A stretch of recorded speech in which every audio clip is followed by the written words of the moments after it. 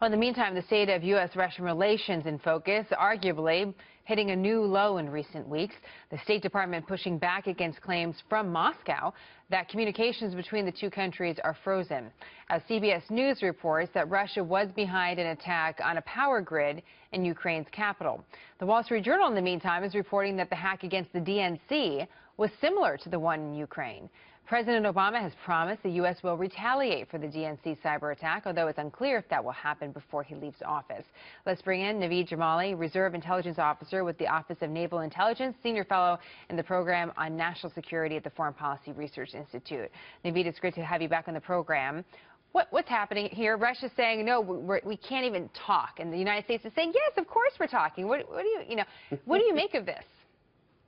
Well, Jenna, it seems confusing. On the flip side, it's important to understand that, we essentially have a president who's less than 30 days out of office. I think that the ability for any president to actually do anything meaningful right now is probably pretty slim. We're seeing a war of words. Clearly, President Obama has called Russia out for being involved in something they believe to be true. And I think that, this is nothing more than a war of words, and there's probably going to be a bit of a reset when President Trump takes office. You wrote the book, How to Catch a Russian Spy. We like to mention that because you worked covertly to roll up some Russians, bad Russians in New York City for a lot. There's a summary of your book, Naveed, but that's one of the reasons why we talk to you about these issues. And so I wonder, when you talk about a reset, what do you think the new administration needs to do so that's a positive reset for the country? Yeah, look, I think the first thing is we have to understand that Russia, and this isn't a political thing, Russia is going to do what's in Russia's best interest. And frankly, I dealt with the Russians for years undercover.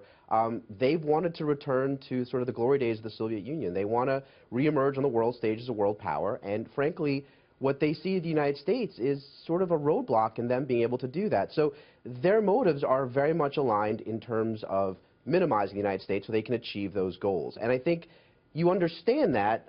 You also understand that the Russians do not want to go to war with us, but you have to understand that their national interests are to kind of reemerge. And I think if you understand that, you can perhaps negotiate with them in that vein. But it's important to understand that they're not completely aligned with us. So do you agree with the State Department's moves of saying, no, don't listen to the Russians. We're totally talking to them all the time? Because when you look at both stories on the surface, one of the questions I'm debating with is who actually looks stronger? Is it Russia saying, no, the communications is closed? Or is it us saying, no, they're open?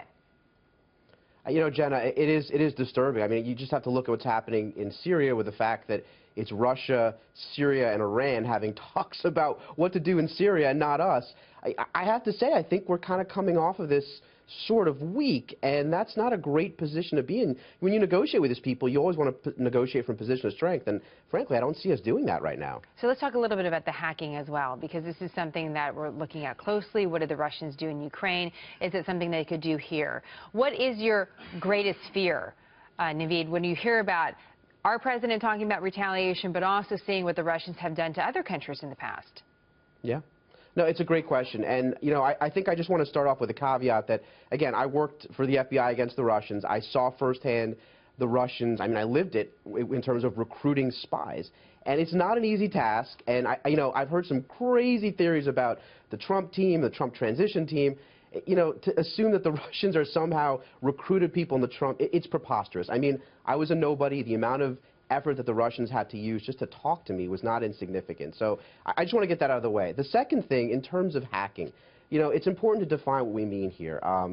No one is claiming, and there's no evidence, that the Russians tampered with a numerical vote count of our elections. That's a huge thing. Secondly, when it comes to hacking, what you're seeing is sort of two silos. The Ukraine power grid, that's an offensive, action, whereas stealing information, that's just straight espionage. When it comes to cyber, the thing about cyber, remember, is that it's not like a bullet or a bomb. Once you use that weapon, it's a one and done. You can't reuse it because it's sort of like having a virus software. You can build a defense to it. So the Russians are going to be pretty careful about using that, and only in a place where it's going to be tactically advantageous to them. I don't think they're going to come after us. That would be really close to an act of war. But we're going to see more things like this sort of information warfare campaign going back to Snowden that they've used. And just quickly about the retaliation part from President Obama, we don't really know. Did that happen? Has it happened? Are we retaliating in any way? What's important or notable there, Naveed, when you're watching what we learn from this point on? Absolutely. And you know, Jen, I think one of the biggest things when it comes to intelligence operations, obviously you don't want to get caught. But if you do, you want to have non-attribution, which means the person who detects this doesn't know where the attack or the espionage originated from. By the president calling out Russia, essentially what he's communicating to the Russians is saying, hey, we know who was involved in this, we know where they sat, we know what computers they used, we know what their order of battle, we know who their commanding officer is. I mean, you're essentially saying that the operation that the Russians used is burned. So those resources can't be reused. So to the public, that might seem like a small slight, but in reality, to the Russians, they're going to have to look at this and say, my goodness, you know, all these offensive weapons that we've used are essentially burned. We got to go back to the drawing board and figure out what we can and can't use going forward. Interesting take for us. We haven't heard that before, Naveed. It's something for us all to consider. Thank you so much. Great having you on the program. Likewise.